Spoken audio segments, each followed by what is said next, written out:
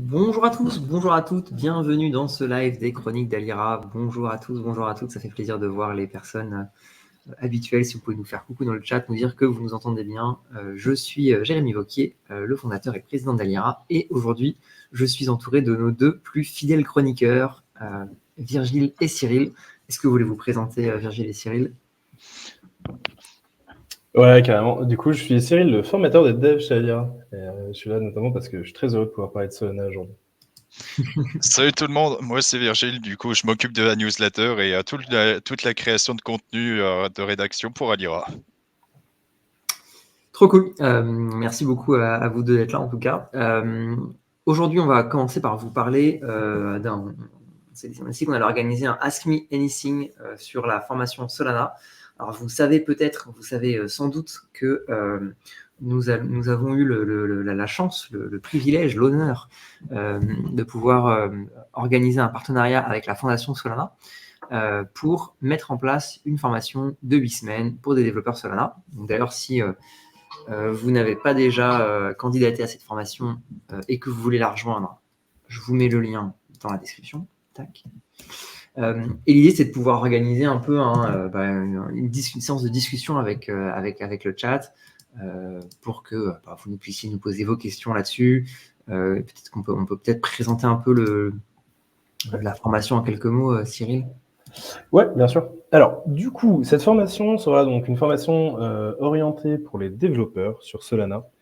L'idée de cette formation, c'est de vous fournir les bonnes bases pour pouvoir commencer à travailler dans l'écosystème, vous insérer dans des entreprises qui le gèrent. Donc voilà, essayez de vraiment bien maîtriser ce qu'il faut pour commencer Solana. Et en fait, ce qui est très agréable pour nous, c'est que ça rejoint une tendance générale du marché crypto, qui est qu'on s'oriente autour notamment du Rust, autour de ce langage de programmation. Et Solana est une de ces blockchains, et Solana nous permet d'avoir donc du coup un cas d'usage qui nous permet de vous enseigner le Rust. Donc c'est cool parce que à partir d'une seule formation, vous avez l'apprentissage d'un langage qui est utilisé dans beaucoup d'endroits, c'est-à-dire aussi bien par exemple dans le milieu bancaire que dans le milieu crypto que dans le milieu software. Je pense par exemple à Microsoft qui récemment a pu tout migrer sur Rust au niveau de son Office. Pareil pour Google qui travaille dessus. Donc pour nous, c'est l'occasion de vous proposer une formation sur Rust et en même temps ancrée dans justement un écosystème et ancrée dans un cas d'usage précis qui peut vous donner de l'emploi et qui est celui du coup de Solana. Donc voilà, l'idée c'est ça, et c'est de vous proposer une formation sur 8 semaines, donc sur 2 mois, c'est un format un peu plus court que ce qu'on fait d'habitude. Donc 8 semaines, et pendant ces 8 semaines, vous allez avoir 3 lives par semaine, 3 lives de 2 heures. Et pendant ces lives de 2 heures, du coup, l'idée c'est de pouvoir vous donner toutes les bases pour pouvoir vraiment se former au mieux. Donc voilà un petit peu l'idée. Il y a marqué que je suis le référent, mais c'est pas la réalité. Il y aura un vrai professionnel Solana qui sera là pour travailler avec vous. Salut, je vois des anciens aussi, Arthur. Donc voilà, donc ça c'était les premières bases. Et la principale nouveauté aussi quand même de cette formation, c'est qu'elle est offerte pour vous. Elle est gratuite pour l'apprenant puisque c'est la Fondation Solana qui finance cette formation et avec qui du coup on est en partenariat. D'ailleurs, on peut les remercier ici, Tamar, Chase, qui nous permet donc du coup d'organiser ce merveilleux parcours. Donc voilà. Alors, on a quelqu'un qui demande quel est le niveau minimal de dev à avoir. Et ça rejoint la question précédente. Personnellement, j'ai postulé, mais j'ai très peu de connaissances en programmation. Par contre, je prends des cours du soir en JavaScript pour pouvoir y prétendre, je croise les doigts. Alors, de manière générale, on aura tendance à dire que Rust est un langage un peu difficile. Donc, du coup, si tu viens de commencer à maîtriser Rust, peut-être que ce n'est pas... peut-être que si tu viens de commencer à maîtriser JavaScript, peut-être que je t'invite à te former un petit peu plus avant de venir dessus. Mais bon, en fait, j'en sais rien. Ça dépendra aussi de quels sont les candidats que l'on a. Et on s'adaptera au niveau. Mais c'est vrai que c'est pas censé être une formation facile. Ouais, on va avoir besoin d'avoir un minimum de connaissances en développement, notamment le fait que ce soit sur 8 semaines par rapport aux 12 semaines habituelles. Ça va nous obliger à ramasser vraiment le programme encore plus que d'habitude. Donc, c'est sûr que Euh, pour les gens qui débutent, prenez bien, enfin, remettez-vous bien des couches de développement avant de venir sur la formation, quoi. Y a-t-il eu une avalanche de candidatures? Franchement, Un A majuscule. on est pas mal avec un. J'ai pas vu la blague, pardon.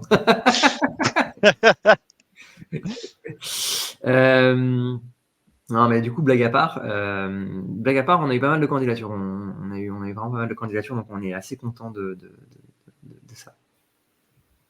Salut. Mais par contre, pour nous, ça vaut le coup, dans tous les cas, peu importe, je sais pas si on est déjà arrivé au quorum ou pas, mais envoyer le maximum de candidatures, notamment je parle aux anciens, parce qu'on a envie de leur faire plaisir. Évidemment, on a envie d'intégrer tout le monde, donc aussi des nouveaux. Donc n'hésitez pas à toujours continuer à candidater. Et peut-être que si, en fait, on se rend compte qu'il y a une population énorme qui a envie de se former, peut-être que Solana voudra réitérer l'expérience. Et donc, par exemple, pour ceux qui ont un niveau un peu faible, ça sera l'occasion de continuer à s'entraîner et éventuellement après d'aller sur une deuxième session. Si elle a lieu, j'en sais rien, mais ça peut éventuellement donner envie, quoi. Voilà. Ok, peut-être on peut présenter un peu les spécificités de Solana par rapport à d'autres blockchains ou à d'autres technos. Je sais pas, Ouais. Virgile, si tu veux nous éclairer un peu là-dessus. Bah là, c'est en gros Rust, c'est clairement un langage de programmation différent, mais en fait, je dirais, il y a deux gros avantages à Rust par rapport à Solidity. Vous savez que en temps normal sur la blockchain Ethereum, on code en Solidity, et là, sur Solana, c'est du Rust. Et il y a en fait, les deux plus gros avantages de Rust qu'on pourrait citer, c'est que déjà en premier, c'est que c'est du code qui est beaucoup plus robuste, c'est-à-dire que c'est beau, enfin il y a beaucoup moins de souvenirs, il y a beaucoup moins de vecteurs d'attaque possibles sur le Rust. Enfin, Cyril, tu peux me corriger si je me trompe, mais sur Ethereum, il y a énormément d'attaques possibles, notamment avec les réentrants. Et ça, c'est dû au fait que les données sont mémorisées que ponctuellement. Alors que sur Rust, la mémoire, enfin, les données sont mémorisées de façon persistante. Donc, ça empêche de faire ce type d'attaque. Donc, c'est typiquement ce genre de choses qui rend le langage sécurisé. Et surtout, le deuxième gros avantage de Rust, c'est que on peut faire beaucoup de puissance de calcul pour un minimum de coûts. Là, c'est en gros sur Ethereum, en fait, on est obligé de faire des programmes simples, du moins qui demandent pas trop de puissance de calcul, parce que sinon ça coûte extrêmement cher à faire fonctionner pour les utilisateurs. Alors que alors qu'avec du Rust, on peut faire justement beaucoup plus de données pour le même coût. Donc, c'est les deux plus gros avantages qu'on ait à citer. Et, euh, Et et l'autre grand avantage de Solana, c'est la SVM. Du coup, en effet, Virgile a pas mal parlé de Rust et tout ce qu'il a dit est assez juste pour la plupart. Il y a un point qui est intéressant, c'est que derrière, il faut connaître un minimum le fonctionnement des blockchains, donc on y reviendra lors de cette formation. Mais un point est que tous les contrats que l'on peut utiliser à l'intérieur de ces blockchains, ils sont exécutés derrière par les blockchains. Donc, c'est-à-dire qu'on a une couche d'interprétation, et cette interprétation-là, elle est disponible donc, dans ce qu'on appelle une VM, une virtual machine. Sur Ethereum, nous avons la Ethereum Virtual Machine. Sur Solana, nous avons la Solana Virtual Machine. Ils sont très originaux. Et du coup, l'idée de la Solana Virtual Machine, c'est notamment un truc, c'est l'efficience. Et donc, peu importe le langage finalement qui est utilisé, à la fin, c'est comment on l'interprète et comment on l'exécute. Et Solana a vraiment réussi à faire un truc qui, d'un point de vue technologique, est très performant. Forcément, c'est au détriment, par exemple, de certaines idées de décentralisation. C'est toujours, il faut comprendre les compromis qui sont faits dans chacune des blockchains. Solana a fait aujourd'hui le compromis de se dire, on a envie d'avoir une blockchain puissante, donc il nécessite d'avoir, par exemple, un serveur pour la faire tourner, d'avoir un gros staking et ce genre de choses. Donc évidemment, comprenez bien que c'est toujours des histoires de compromis, hein. On est dans un monde avec des ressources finies. Donc du coup, on s'amuse à faire des compromis pour ce que l'on souhaite. Mais du coup, la blockchain Solana, elle s'est très fortement orientée vers la scalabilité, et cette orientation vers la scalabilité lui donne de grands impacts d'un point de vue, par exemple, de la DeFi, sur aussi des points de vue industriels ou ce genre de choses, qui leur donnent, du coup, d'un coup, l'intérêt. La blockchain est intéressante pour ces cas d'usage. Donc, il y a vraiment ces points-là qui sont vraiment extrêmement intéressants. Et encore une fois, je reviens sur Rust, mais c'est con, hein, mais c'est un langage qui vous permet de passer dans une autre catégorie de développeurs, qui vous permet de passer par exemple de développeur web à développeur logiciel, soft dev comme on dit, et donc derrière d'aller chercher des emplois un peu plus sympas, quoi. Donc voilà. Et du coup, on avait une question de Evska Musino, qui était du coup gratuit dans quel sens? L'idée de ça, c'est que c'est gratuit parce que Solana paye pour la formation. Le but ici de Solana, c'est d'essayer d'avoir un maximum de développeurs français qui commencent à travailler sur l'écosystème. Leur but, leur objectif, c'est celui-là. Pour y arriver, ils se sont dit, OK, on va financer des formations pour les gens. Comme ça, les gens seront contents et ils vont venir sur notre technologie. Et peut-être qu'ils apprécieront assez pour y rester et pour développer derrière des produits. Donc c'est ça l'idée de la gratuité, c'est que eux vont payer, donc l'organisme de formation, nous en l'occurrence, ils nous font confiance dans la qualité de nos formations pour faire en sorte que vous ayez une formation gratuite et qui peut-être vous amènera à travailler dans l'écosystème Solana et du coup à créer des applications et à donner d'un coup beaucoup plus de valeur à leurs produits Solana. Donc voilà un peu l'idée de cette idée de gratuité. Et c'est très souvent ce que font les grandes fondations quand ils le peuvent. J'avais parlé l'année dernière de la Polkadot Academy, c'est un peu le même système, sauf que là, ils l'avaient internalisé, là, ils l'externalisent avec nous à Lyon. On est assez ravis d'ailleurs de ça, hein. C'est vraiment très cool de leur part d'avoir décidé de nous choisir, mais bon, c'est un travail de longue haleine aussi. Oui, c'est la reconnaissance de la qualité de ce qu'on fait, donc ça fait plaisir, c'est plutôt cool. C'est plutôt très très cool. Classe de leur part, carrément.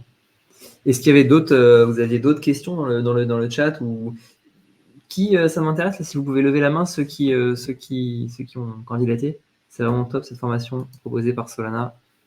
Et Alira, allez-y à fond, ceux qui ont les compétences.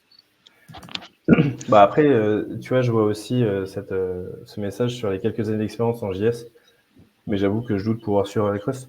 En vrai, qui ne tente rien n'a rien. Moi, je vous invite à essayer. Au pire, on ne vous prend pas et on vous dira, on l'espère, à la prochaine session, si cette prochaine session existe un jour. Donc voilà un peu l'idée.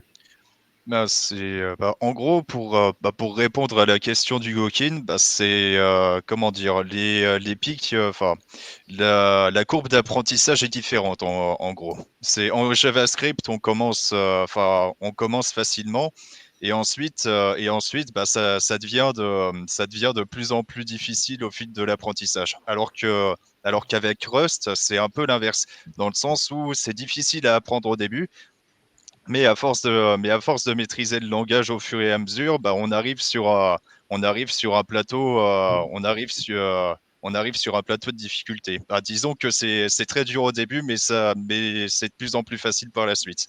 Je sais pas si, après Cyril, qu'est-ce que tu en penses en termes d'approche? Je suis assez d'accord. En fait, il y a un vrai truc de comprendre toutes les spécificités d'un langage qui a des besoins de typage fort, de gestion de la mémoire qui sont intéressants. Et du coup, des sites bien faits pour apprendre les bases de Rust pour arriver prêt si jamais on est retenu. Nous, ce qu'on va vous conseiller de faire, c'est notamment de faire les exercices de Rustlings. Je vais l'écrire sur le chat. Ah, je ne sais pas écrire dans le chat. Rustlings. Et c'est notamment avec ça que vous pourrez, je pense, acquérir le maximum de connaissances pour être adapté à la formation avant d'aller voir autre chose. Et je tiens juste aussi à dire, là aujourd'hui, on travaille avec Solana. Notre but, c'est de travailler avec tout l'écosystème. On a depuis toujours décidé de faire d'aller dans le parti pris, d'aller vers les blockchains Ethereum, donc du coup Ethereum Virtual Machine. C'était déjà un choix. On a fait le choix notamment parce que c'était ce que le marché demandait. Aujourd'hui, on voit que le marché s'ouvre à beaucoup d'autres blockchains et donc du coup, on fait le choix aussi de s'ouvrir nous-mêmes à d'autres blockchains. Et ce choix-là, il n'est pas anodin. Si d'autres fondations veulent venir vers nous, évidemment qu'on ira vers elles parce que c'est aussi notre objectif de proposer en fait à tous les développeurs déjà des connaissances qui peuvent être impactantes pour leur carrière, par exemple. Et aujourd'hui, on a l'impression que Solana l'est. Si, par exemple, j'en sais rien, Bitcoin, on pouvait développer dessus, on pourrait faire quelque chose, quoi. C'est pas possible. Next, ce serait du lourd, ouais, je suis d'accord. Stacks Next, on avait tout à fait. Là, c'est. Ouais, pourquoi pas, hein, si jamais il y a. Alors, je sais plus comment ça s'appelle le langage de programmation de Stacks, mais Je vous mets le lien pour celles et ceux qui voudraient candidater sur Solana.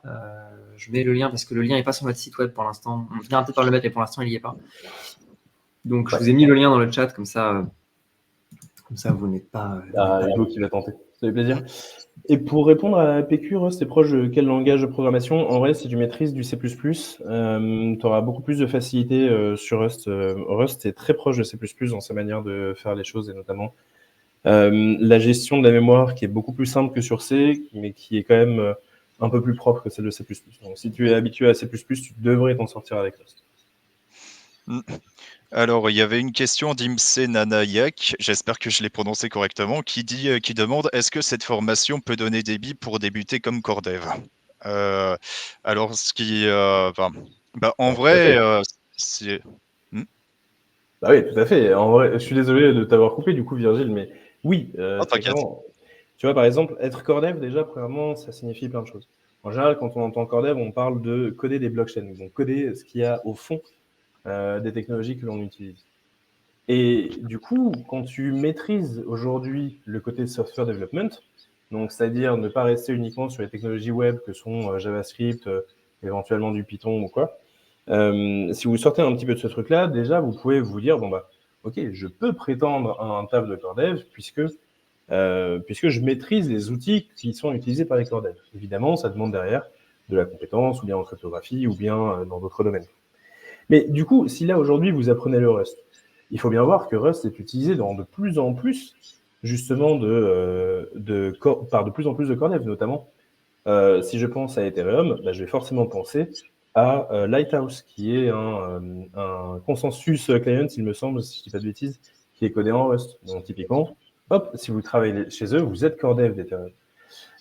Derrière, si vous travaillez pour Polkadot, si vous travaillez pour Solana, si vous travaillez pour pas mal de ces blockchains-là, en fait, vous allez faire un travail de core dev. Donc, finalement, apprendre Rust, c'est vous rapprocher aussi de ce travail-là. Donc, si c'est ça ce qui a tendance à vous faire vibrer, ça vaut le coup, en tout cas, de se former à des technologies et à des langages comme Rust, et notamment passer par la classe formation avec un cas d'usage comme celle de Solana. Moi, je pense que c'est cool, quoi. Enfin, c'est plutôt un très bon plan. Donc, voilà. Et nous, on a tout intérêt à la remplir. Donc, c'est aussi pour ça qu'on fait un petit peu ce moment Ask Me Anything. On a vraiment très envie de vous voir tous y participer. Et moi, j'ai très envie de voir des anciens aussi participer et les revoir. Alors, tu as Twitch Chocolat qui dit Foundry est développé en Rust. Et ouais, c'est très bonne remarque. Et d'ailleurs, c'est vrai que le Rust est de plus en plus exporté, même sur Ethereum. Parce que tu as certains. Enfin, tu avais Arbitrum, je crois, t'avais Arbitrum qui faisait une mise à jour qui s'appelle Stylus. Elle n'est pas encore déployée, mais ça permettrait d'écrire des smart contracts en Rust aussi. Donc, ouais, c'est. Finalement, même au-delà de Solana, bah, le fait de développer en Rust, ça peut débloquer énormément de portes. Ouais, de fou. Et pareil, hein, si vous allez regarder tous les chiffres de progression d'utilisation des langages sur GitHub ou quoi, vous allez voir le Rust qui est en grande montée, et donc ça peut valoir le coup. Et c'est pas si difficile, hein. Juste, je tiens quand même à modérer aussi les propos qu'on a pu dire. En venant de juste JavaScript, pendant 1 mois d'apprentissage de JavaScript, c'est compliqué. Si vous maîtrisez bien JavaScript, bon, commencez dès maintenant à vous entraîner sur Rust, à aller regarder des tutos, mais ça devrait bien se passer. Est-ce que vous connaissez le nombre d'inscrits à la formation à ce stade? Bien sûr qu'on le connaît quand même. mais on ne va pas le dire parce qu'on a envie que vous continuiez à un maximum où vous vous enregistrez. Qu'il y ait 3 inscrits ou 150. Donc voilà. On garde un peu de mystère, c'est un peu le mystère qui est maintenu. On ne révèle pas tout jour 1. Bah, si je dis qu'il y a 150, plus personne ne va s'enregistrer. Si je dis qu'il y a 3, vous allez commencer à vous poser des questions. Donc voilà. Globalement, il y en a. On est content de ce qui se passe pour l'instant, mais on a envie qu'il y en ait un maximum. notamment pour avoir un partenariat pérenne avec la Fondation Solana. Yes. Donc, voilà, Bon, allez, passons Sujet au 2. sujet. Quoi? Sujet 2. Sujet 2. On va vous parler de l'IA et de la décentralisation de l'IA. Il y avait une dernière question là, peut-être. Pour ceux qui ne sont pas sélectionnés, est-il possible de suivre sans micro en read-only? Je pense Pour pas qu'on le l'instant, fera, non. Non, je pense pas qu'on le fera parce que ça crée en vrai la complexité, ça crée toujours du bazar. Donc, on fera 80 personnes, entre guillemets, propres. Et puis, de toute manière, on fera une deuxième. Mais vous inquiétez pas, si vous venez régulièrement sur les chroniques, je pense que vous allez être dans les petits papiers. Les gens ne vont pas être pris. Après, je vais recevoir des mails incendiaires en disant Regarde, j'étais là à toutes les chroniques depuis 10 ans. vous m'avez pas pris, salaud.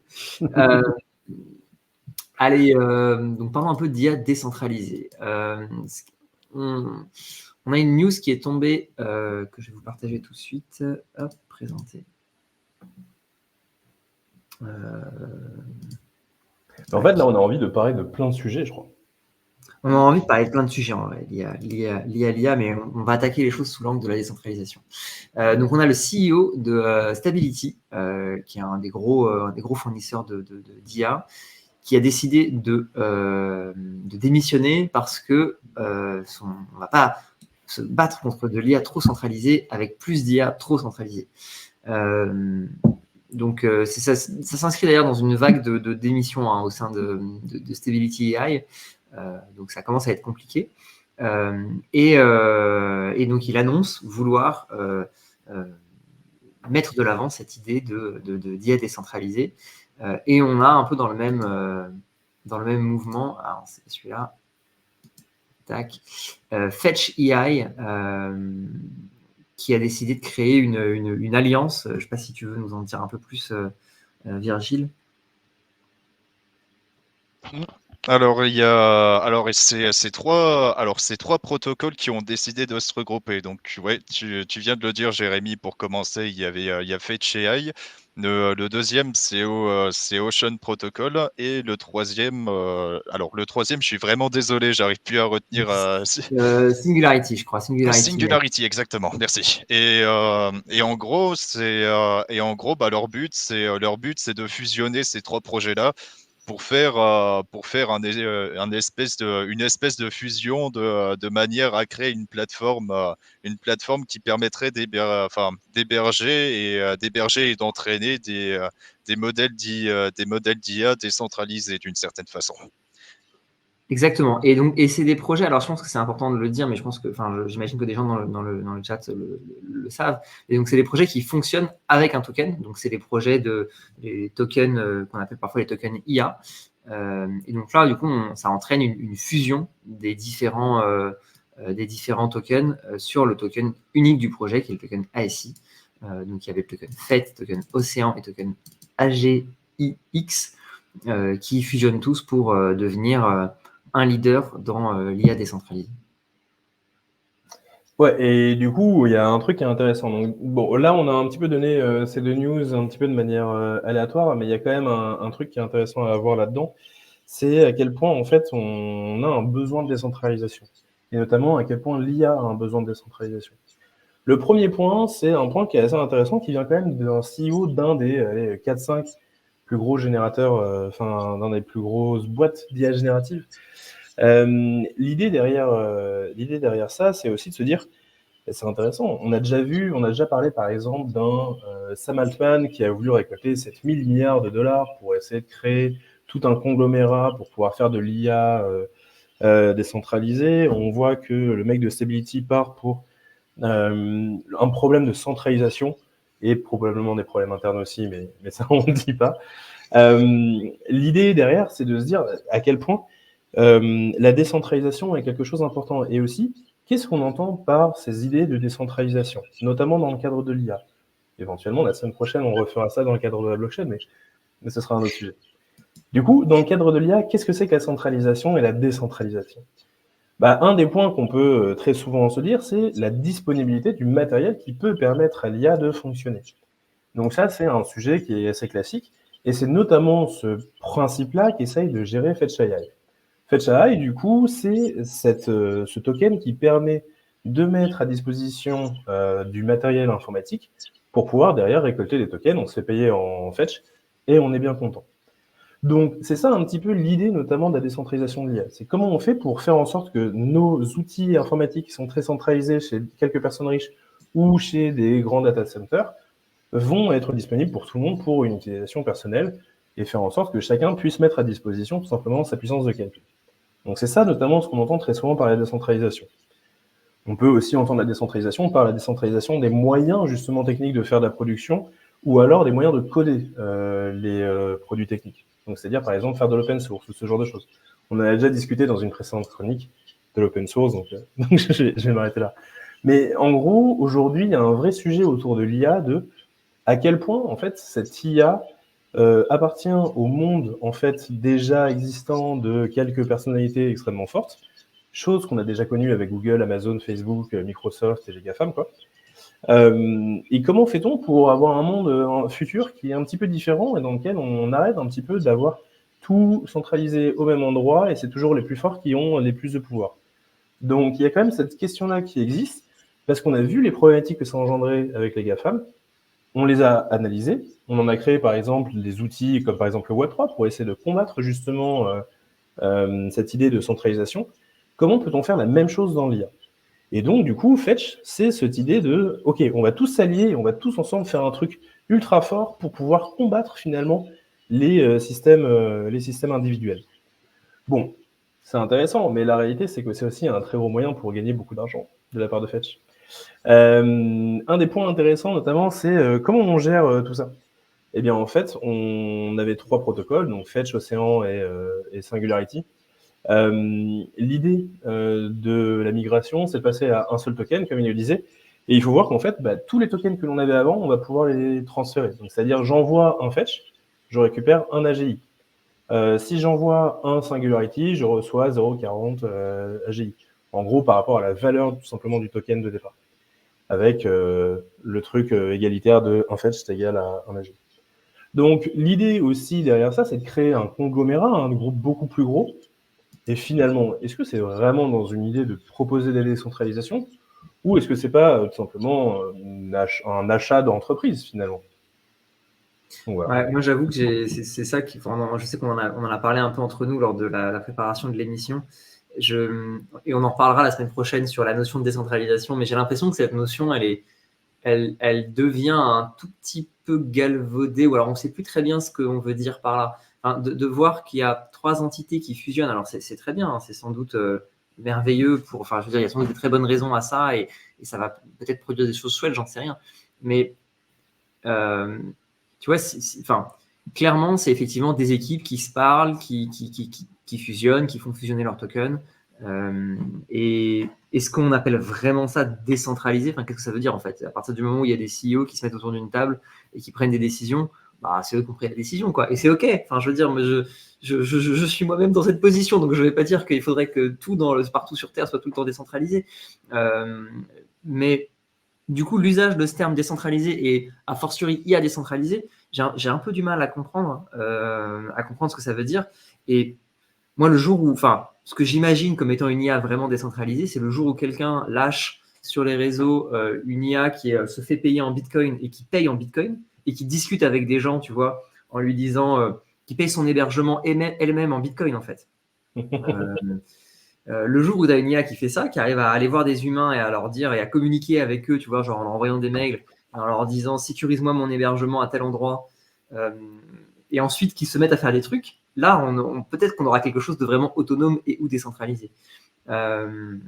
Mais là, dans l'intervalle, j'avoue que ça me questionne un peu cet usage un peu à tort et à travers du mot décentralisé, alors que ouais, d'avoir une vraie décentralisation, en fait, c'est hyper dur, quoi. Parce que ça veut dire que tu gères plus ton projet, en fait, globalement. En fait, il y a plusieurs, comment dire, tout dépend de quelle décentralisation on parle, parce que en vrai, dans l'intelligence artificielle, concrètement, il y a le développement des modèles d'IA, il y a aussi la façon de les faire tourner, tu vois. Et alors, il y a une certaine forme de décentralisation dans le développement des modèles d'IA. C'est avec Hugging Face, tu vois. Hugging Face, c'est un peu la plateforme de référence pour le développement des modèles d'IA open source. Et, euh, et ouais, ça change des modèles propriétaires qu'on connaît comme GPT-4 avec OpenAI ou Claude de Anthropic, qui eux sont propriétaires et qui gardent le contrôle complet sur leur modèle. Et un autre type de décentralisation, c'est pour le fonctionnement de l'IA en lui-même, parce qu'il il y a certains modèles qu'on peut faire tourner sur notre PC et il y en a d'autres qui sont tellement gros que un PC c'est pas assez puissant à faire tourner. T'as besoin de mettre en place des grosses infrastructures, enfin, si on veut faire tourner des IA de modèles de façon décentralisée, on doit trouver le moyen de faire tourner des modèles sur notre PC aussi. Donc il y a tout. T'as plusieurs spectres différents dans la décentralisation et je suis d'accord avec toi, Jérémy, c'est un peu galvaudé enfin, le terme d'IA décentralisé est un peu galvaudé, mais en termes de décentralisation, il y a pas mal d'efforts à plusieurs niveaux qui sont faits. Donc, c'est assez intéressant à observer. Je vois un commentaire de Nino, il y a l'idée de se rassembler aussi pour faire le poids face à Bittenser aussi peut-être. C'est ce qui est très souvent évoqué en effet. Aujourd'hui, les crypto-IA sont en majorité dominés par justement Bittenser. Et derrière, c'est du Fetch AI et d'autres protocoles. Et donc, du coup, Océan et Singularity sont venus se rajouter à Fetch pour devenir aussi gros, en gros, que Bittenser. Donc, c'était ça tout à fait l'idée aussi de ce truc. Mais en fait, on se rend compte, encore une fois, que si on dit que c'est ça la raison, on dit, bah, en fait, il faut se centraliser pour pouvoir proposer le plus de produits possible, être le plus concurrentiel possible et machin. Et donc, du coup, on arrive à, qui va être le plus gros, Microsoft ou Google, qui va être le plus gros, et ainsi de suite. Bref. Et on connaît les stratégies d'Apple et de Microsoft, par exemple, sur l'achat sans cesse d'entreprises, Microsoft qui possède OpenAI, par exemple. Bref. Donc, du coup, il y a un vrai truc sur justement la centralisation des ressources, notamment par ces tokens. Et un point qui est intéressant à évoquer là-dessus, c'est à quel point, en fait, j'ai oublié ce que je voulais dire. Non, Dame, incroyable. C'est rare. C'est pas grave, t'inquiète. Ça Création arrive. de 4 en 2017, Bittenser en 2021. Ouais, tout à fait, mais Bittenser, ils sont devenus extrêmement forts aujourd'hui. Ouais, bah en fait, c'était juste ça, hein. C'était le côté, si tu as envie d'être gros et si tu as envie d'avoir un maximum de ressources et de gens qui capitalisent sur ton entreprise, bah en fait, on se retrouve dans le monde traditionnel et pas du tout dans le monde décentralisé. Si, c'était ça le truc que je voulais dire. En fait, ce qui est assez intéressant aussi, c'est de voir à quel point les produits qui sont annoncés par, du coup, ce conglomérat de super intelligence qui est celui de Fetch, Océan et Singularity, en fait, la vision du produit est aujourd'hui assez peu claire. En fait, on ne sait pas trop pourquoi en fait il y a ce conglomérat qui s'est créé, si ce n'est d'accéder en fait aux différents services avec un seul token. Donc, on peut se dire que c'est intéressant, c'est comme un système d'abonnement, mais en fait, est-ce que ça va pas aussi juste rendre l'offre beaucoup plus monocentrée sur un seul système, et donc du coup, on est à l'inverse de la décentralisation. Donc voilà, il y a aussi ce genre de truc à prendre en compte, c'est quand on crée un conglomérat, et surtout quand on fait de l'achat-vente, qu'est-ce qu'il se passe derrière pour les entreprises et leurs produits? Quelle est la vision de l'entreprise? Voilà, il y a pas mal de trucs à se poser un petit peu comme question là-dessus. Ouais, je suis d'accord avec toi. Il y a énormément de questions qui sont liées à ces développements. En tout cas, hâte de voir ce que ça va donner dans le futur. Et effectivement, si on ira vers un univers où on aura de vrais agents autonomes qui seront capables c'est ça. Bon, pour moi, le jour où une IA sera capable de payer pour son émergement, son propre hébergement, là, je pense qu'on aura changé de dimension. Tu vois, genre, si on arrive à ça, on pourrait l'appeler le DAI, parce que ce serait Decentralized Autonomous Intelligence, et ce serait génial, on arriverait enfin du DAI décentralisé. Juste un truc aussi, on avait préparé plein de sujets pour la décentralisation de l'IA, et il y avait un truc sur lequel je voulais revenir, mais c'est un sujet un peu politique, je suis désolé, Il faut aussi avoir conscience que l'IA, c'est pas que de l'informatique qui d'un coup génère des choses. Pour pouvoir générer des choses, il faut avoir du contexte, il faut avoir du contenu, il faut comprendre ce qu'il se passe. Par exemple, c'est ce qu'on fait quand on va faire des captcha. Quand vous avez cette petite image où vous devez dire, OK, là, il y a un vélo, là, il y a un bus et ce genre de choses.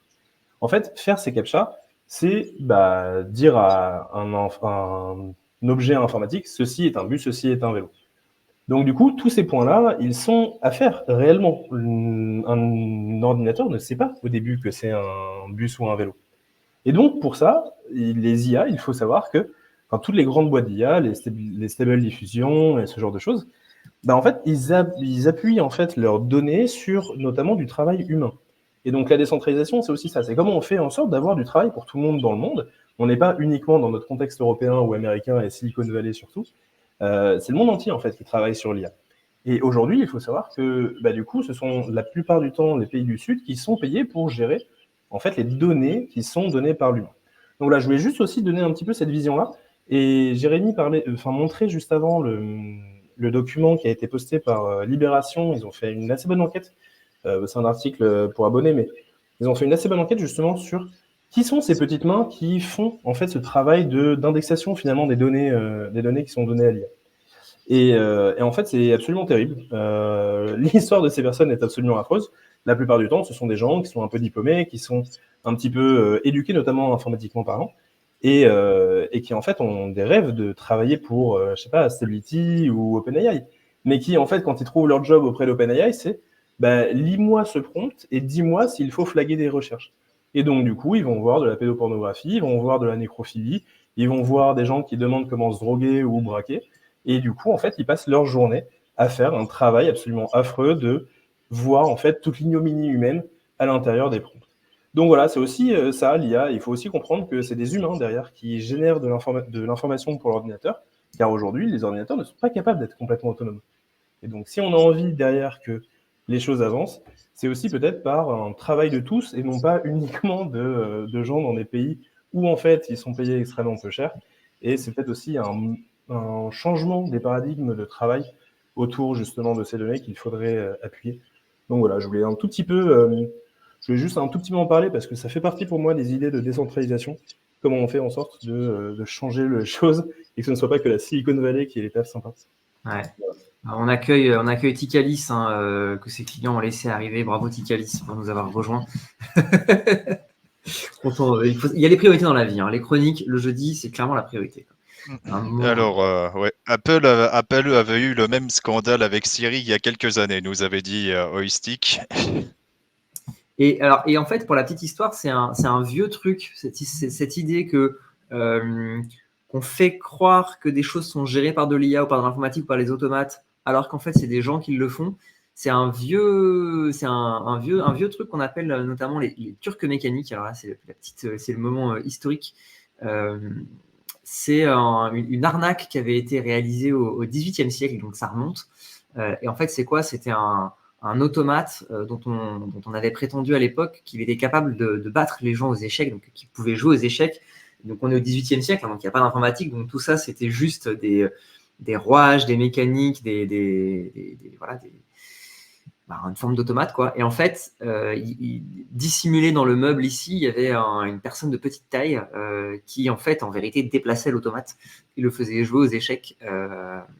Et donc c'est ce qu'on a appelé à l'époque un turc mécanique. Qui finalement n'était pas du tout un vrai automate, mais qui était finalement quelqu'un qui manipulait la marionnette pour la faire jouer. Amazon, pour la petite histoire, alors, je ne sais pas si vous connaissez ce truc-là ou pas, mais Amazon a carrément repris l'idée du turc mécanique de manière tellement explicite qu'ils l'ont mis dans le nom. Mechanical Turk, ouais, c'est ça. Ça devrait sortir Amazon Mechanical Turk. Et donc là, vous pourrez aller jeter un œil. Ça existe pour de vrai, si j'ose dire. Puis c'est le fait d'accéder à de la workforce, très clairement, c'est écrit dans le titre. Je trouve ça incroyable. Ouais. Et en fait, c'est des tâches qui sont des espèces de micro-tâches, typiquement, comme tu disais, des tâches de classement, de dire telle image, c'est une image de tel truc, ou alors des tâches de modération. Enfin, il y a plein de petites tâches qui en fait consomme du temps et demande pas forcément beaucoup de qualifications, certaines un peu, mais à mon avis, pour l'essentiel, c'est assez peu. Et c'est assez ouf en fait de voir ce que ça crée, ce que ça permet. Et aujourd'hui, tout le monde le connaît sous la forme de Fiverr aussi, ou classique, on demande à une personne dans un pays en voie de développement de nous faire du motion design pour 3 francs 6 sous. Donc, voilà. Les douces lois du capitalisme. C'est ça. Allez, dernier sujet. Allez, let's go. Let's go. Et donc, du coup, ce sujet, c'est celui de Débloc. Ouais. De Débloc et des cartes crypto. Est-ce que tu veux, je crois, qui veut prendre le sujet? Virgile. Ok, avec plaisir. Alors c'est vrai que bon, après, c'est vrai que là, les cartes de paiement crypto, c'est un sujet dont on parle assez peu, mais qui, après, ça reste une barrière à l'adoption qui est vraiment massive, dans le sens où la première objection qu'on nous dit, tu vois, dès qu'on parle de crypto, c'est comment on fait pour les dépenser, ou alors c'est vu que c'est de l'argent virtuel, comment on fait pour basculer en argent réel. Et justement, les cartes de paiement crypto, elles sont faites pour répondre à ce problème-là. C'est que finalement, la barrière ultime à faire sauter, c'est qu'on puisse payer nos achats du quotidien directement avec notre adresse crypto. Et il y a énormément de solutions qui ont été développées depuis. Et il y a eu beaucoup de choses qui sont sorties. Il y avait, les années précédentes, il y avait la carte de Coinbase, il y avait Wirex, il y avait Binance Card qui est plus en service aujourd'hui. Il y a la carte de crypto.com aussi. Et mais après, dans l'ensemble, ces cartes de paiement-là, c'était un entre-deux dans le sens où, ok, on pouvait convertir des cryptos en monnaie fiat pour pouvoir faire ses achats, mais ça restait, il y avait quand même un intermédiaire bancaire entre les deux. C'est que si jamais comment dire, les plateformes faisaient faillite ou quoi que ce soit, eh bien, les services ne pouvaient plus fonctionner. Et ces derniers temps, il y a eu du progrès sur les cartes de paiement crypto parce que il y a eu il y a eu ce qui s'appelle la Gnosis Card, qui est une carte de paiement qui a été développée par Gnosis. Alors, je vais essayer de partager mon écran pour qu'on voit un peu mieux à quoi ça pourrait ressembler. Parfait. Ah, c'est parfait. Et du coup, là, en gros, c'était carrément l'étape supérieure. C'est-à-dire que, en gros, cette carte qui s'appelle la Gnosis Card, eh bien, quand on la reçoit, eh bien, c'est une carte qui est directement reliée à une adresse crypto. Et ce qu'ils ont fait chez Gnosis, c'est qu'ils ont construit tout un réseau de paiement connecté avec Visa où ça nous permet de faire, tout ce réseau de paiement qu'ils ont construit, eh bien, il permet de convertir directement nos cryptos en fiat et de les dépenser en quelques secondes seulement.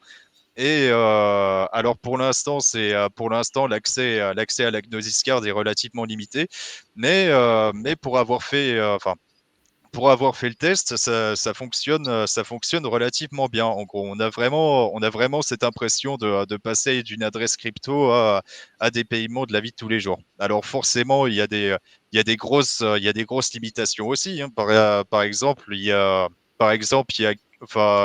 comment dire, seules les adresses crypto sur la blockchain Gnosis sont prises en compte et on peut faire les transferts uniquement à partir d'une seule crypto-monnaie qui est l'euro E. Mais voilà, c'est vachement bien de savoir qu'il y a énormément de progrès qui ont été réalisés depuis. et que surtout, il y a de plus en plus d'alternatives qui se débloquent. Et Jérémy, sur ton écran, tu pouvais voir l'actu de Débloc, qui est un projet qui est relativement similaire. En l'occurrence, ils ont levé environ 12 millions pour pouvoir développer leur solution. Du coup, Ouais, après, exactement. Hmm. Et ça a été lancé par des anciens de Revolut, donc a priori, ils savent ce qu'ils font. Et par Claire Balva, qu'on salue, hein, qui est ancienne présidente de Blockchain Partner, qui a été rachetée par KPMG il y a quelques années maintenant, et qui a écrit des bouquins sur Bitcoin, enfin qui est active dans Bitcoin depuis un petit moment maintenant. Donc hâte de voir ce que ça va donner aussi ce système de paiement, ouais, carrément. Moi, je veux un tout petit peu revenir sur ce que c'est que les cartes crypto et pourquoi ça peut être intéressant. Bon, évidemment, le premier truc, c'est qu'on a aujourd'hui donc une banque qui est celle de, je sais pas, admettons, donc là c'était des blocs, mais ça peut être, donc, comme on disait, crypto.com ou ce genre de choses. Donc en fait, ce sont des offices bancaires, hein, vous pouvez mettre de l'argent chez eux, avoir un IBAN, derrière récupérer votre argent, et en même temps, ils vous permettent d'avoir accès à des produits crypto. Alors, l'idée en plus de ces banques, c'est que comme pour pouvoir investir dans les cryptos, c'est là où il y a l'intérêt quand même de ces banques, pour pouvoir investir dedans et tout, très souvent, il faut déposer pas mal de thunes, déposer pas mal d'argent, et donc du coup, c'est un peu des banques qui se disent être premium. Et donc, très souvent, ce sont des banques qui viennent avec une palanquée de services. En tout cas, pour les banques un peu plus classiques, et non pas Gnosis. Gnosis, c'est vraiment un cas à part qui est assez incroyable. Mais voilà. Et donc, du coup, typiquement, je voulais vous montrer un tout petit peu les différentes banques qui, du coup, existent et permettent donc ces différents trucs. Donc, on a Crypto.com, Binance en a une, Bybit en a une, Coinbase en a une, BitPay en a une et Wayrex en a une. L'idée à chaque fois, c'est qu'on peut faire évidemment des transactions sur les différentes blockchains. Là, typiquement, ils prennent des pourcentages fixes, ce sont des SEX, n'oublions pas. Mais par contre, très souvent, il y a des rewards. Et donc, ici, on va voir qu'il y a par exemple du cashback. Alors, je me suis un tout petit peu intéressé et je suis allé voir par exemple Crypto.com. Crypto.com, comment ils fonctionnent leur cashback? Eh bien, tout simplement, il va falloir staker du CRO. Le CRO étant la monnaie de Crypto.com. Et donc, si on stake du CRO, on a accès à un plan de reward sur ce CRO. Et plus on en stake, plus on va staker de valeur sur notre carte de crédit, plus on va avoir de rewards. Et plus on a de rewards, plus on va avoir de bénéfices. Et donc, du coup, on va avoir du Spotify gratuit, du Netflix gratuit, du Prime gratuit, même du Twitter, enfin du X, anciennement Twitter, gratuit. Donc, en gros, leur idée, c'est de proposer des cartes qui ont plein de services différents. Et donc, du coup, avec ça, c'est aussi la volonté de sortir du cadre un petit peu classique de OK, on est chez Visa, on a juste accès aux assurances de Visa. Notre banque ne nous amène aucune plus-value. Là, ici, on va très souvent mettre de l'argent, on va investir chez eux parce que c'est pour ça qu'on va chez eux.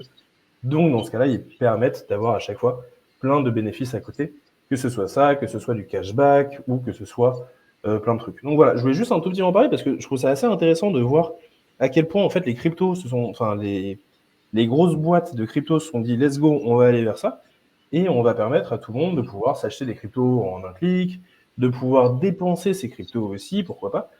Mais du coup, c'est là un petit peu que le bas blesse. Et notamment, je voyais un tout petit peu le commentaire tout à l'heure de Wondawa qui disait quel est c'était quoi déjà l'intérêt de ce cas d'usage?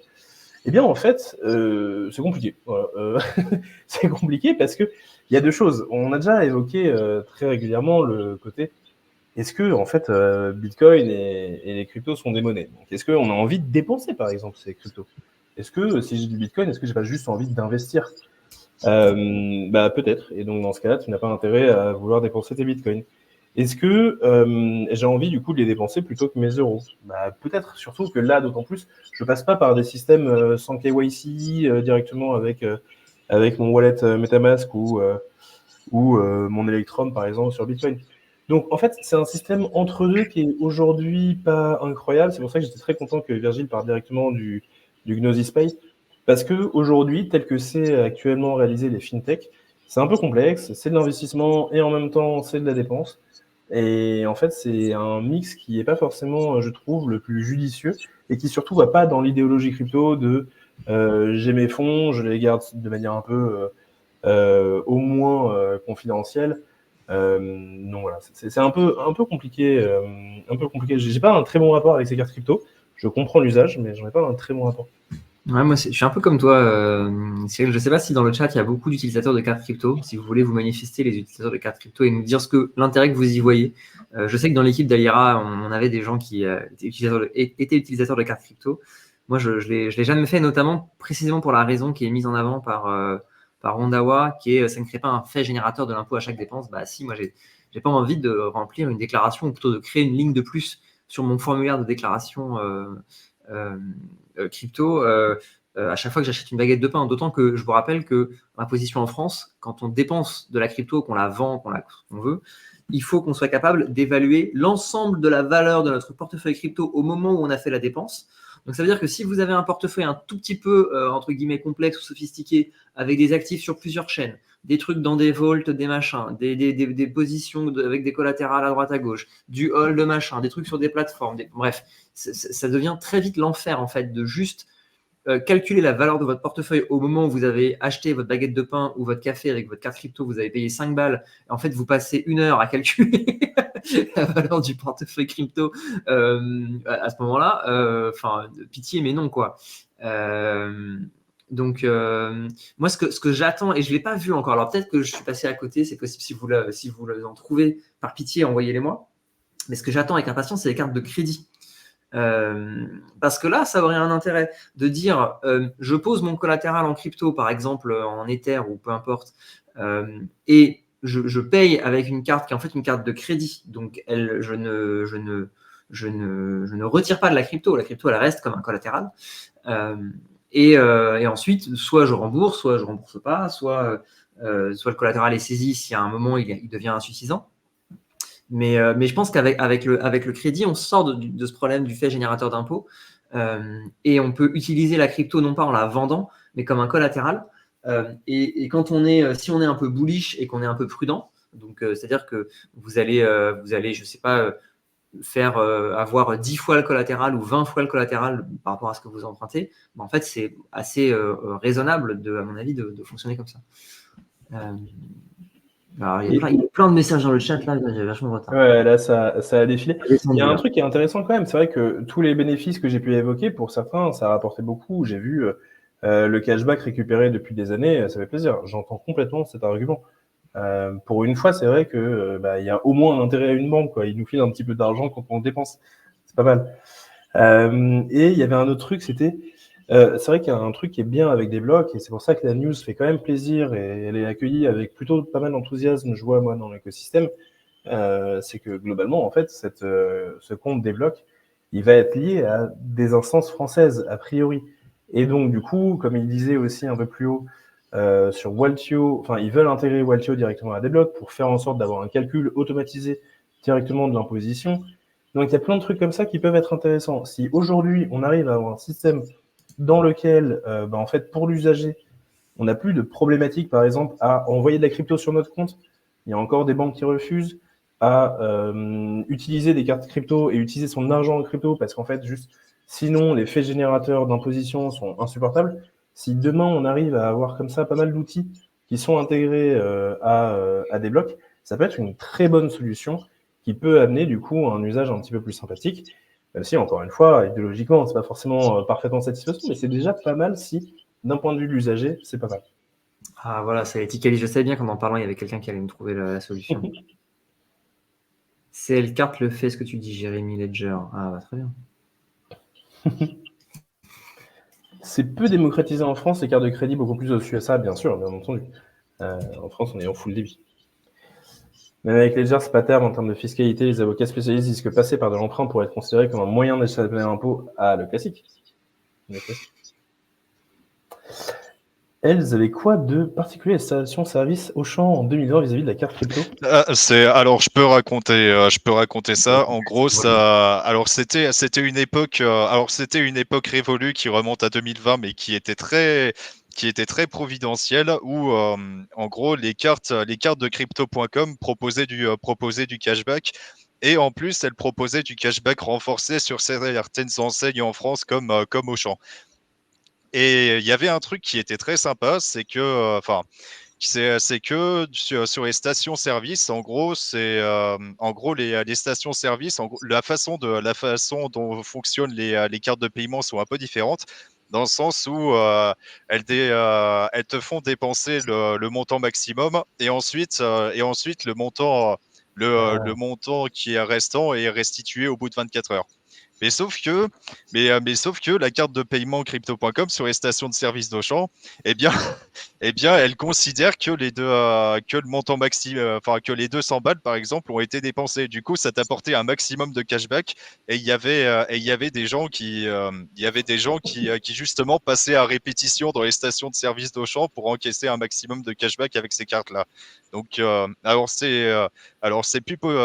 ça fait plusieurs années que c'est plus possible de faire ça, mais c'est un plan qui a réellement existé et c'était assez drôle à voir. Trop fort, t'achètes un litre par litre. Ah là là. Il n'y a pas de petit gain, hein, très clairement. Et là, ça Il y va a être des des gens bonheurs, qui c'est ont- du 5%. il y a des gens là dans le chat, je renverse un peu la charge habituelle. Il y a des gens dans le chat qui ont utilisé la carte de Ledger ou pas? Si oui, ça m'intéresse d'avoir des retours d'expérience. Sinon, je la testerai puis j'en ferai un sujet dans. Alors, on a vu un message qui disait que C'est pas c'était pas terrible. terrible. Je vais J'ai vu essayer un de le message aussi retrouver. que c'était pas terrible. Ouais, si la version que j'ai développée. Et tu vois, Tikalis qui dit avec Ledger Cell Card, tu peux mettre en Ouais, mais collatéral des cryptos. je viens de regarder rapidement. J'ai l'impression que c'est un prêt en stable et donc en crypto. Et donc ensuite, tu dépenses le stable. Et donc, du coup, en fait, ça crée l'hostilité. Mais je vais aller explorer un peu plus. Ok, et Idumu, du coup, tu disais ne pas avoir été satisfait parce que tu n'y as pas vu d'intérêt pour toi ou parce que juste c'était pas pratique, notamment à l'usage? Ah, c'est bien, je suis content, ce sujet, il a fait réagir. Ouais, de ouf. Bien. Moi, j'attends surtout la carte Bitrefill qui permet de faire des achats en carte cadeau. Waouh, c'est mon histoire, ça. J'avoue que moi, je maîtrise pas les techniques de gratteur qui ont l'air d'être trop bien en vrai. Mais Non, après, enfin, il y a forcément des moyens, mais c'est certainement un boulot à temps plein et malheureusement, malheureusement, on n'a pas tous la bande passante pour faire ça. ouais. Et tu vois, Idumu, il dit c'est basique, c'est refusé à plusieurs reprises chez les commerçants, ça passe pas souvent quand je paye, je sais pas pourquoi. Donc, ils doivent avoir un problème aussi, eux, avec leur Ouais, il carte. doit avoir un mauvais réseau, quoi. Ouais. Ok. Merci beaucoup tout le monde. Et ben, on arrive à la fin. Merci à tous les terminaux sont pas à jour. Ouais, ok. Merci à tous et à toutes. Je crois que la Binance, ils ont été topés pour des questions de régulation de mémoire. Mais j'ai pas été voir le détail de l'histoire. Mais il me semble que c'était les enjeux de régulation qui ont fait qu'ils ont dû partir. Merci beaucoup à tous et à toutes pour ce live avec vous. C'était très chouette. Merci Cyril et Virginie, très cool aussi. On se retrouve la semaine prochaine. Du coup, on parlera décentralisation. Notamment, je vais vous faire qu'on appelle ça, un compte rendu de lecture. J'ai lu un bouquin qui m'a retourné le cerveau, dont je vous parlerai la semaine prochaine. Et puis voilà. Si vous souhaitez rejoindre Alira sur les programmes blockchain ou sur les programmes IA, il vous reste quelques semaines pour le faire. Toutes les infos sont sur alira.fr. Si vous souhaitez rejoindre les programmes Solana, notamment pour les anciens, mais pas que, on vous a mis le lien dans le chat tout à l'heure, il doit être un peu au-dessus. Et puis d'ici là, bon appétit à tous. Merci pour ces belles chroniques et puis à très bientôt. Salut. Salut tout le monde.